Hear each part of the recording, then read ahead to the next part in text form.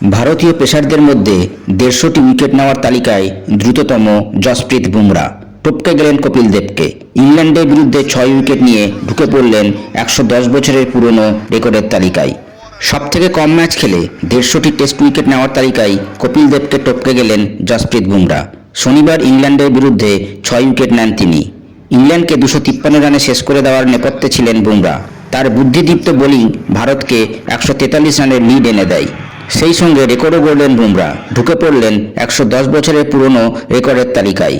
বুমরা এখনও পর্যন্ত টেস্টে মোট ১৫২টি উইকেট নিয়েছেন। বেন স্টোকসকে বোল্ড করে টেস্টে ১৫০তম উইকেট নেন তিনি।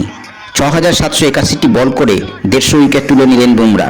ভারতীয়দের মধ্যে সবথেকে কম বল করে ১৫০ উইকেট নেওয়ার রেকর্ড এখন তার দখলে। তৃতীয় স্থানে রয়েছেন উমেশ যাদব। তিনি ৭৬৬১টি বল করে ১৫০ উইকেট নিয়েছিলেন। মোহাম্মদ শামির ১৫০ উইকেট নিতে ৭৭৫৫টি বল করতে হয়েছিল। এই তালিকায় চতুর্থ কপিল দেব। তিনি ৮৩৭৮টি বল করে ১৫০টি টেস্ট উইকেট নিয়েছিলেন। বুমরা ৩৪তম টেস্ট খেলছেন। সেই ম্যাচেই ১৫০তম উইকেট নেন তিনি। ইংরেজ পেসার সিডনি বার্নস ২৭তম টেস্টে ১৫০টি উইকেট নিয়েছিলেন। ১৯১৪ সালে এই রেকর্ড গড়েছিলেন বার্নস। তার বোলিং গড় ছিল ১৬.৪৩। বুমরার গড় ২০.২৯।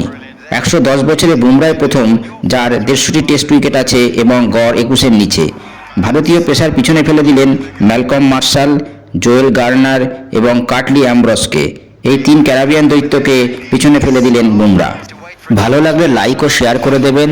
আর হ্যাঁ, সাবস্ক্রাইব করতে একদম ভুলবেন না, কারণ আপনার একটি সাবস্ক্রাইব আমাকে আরও উৎসাহিত করবে। ধন্যবাদ।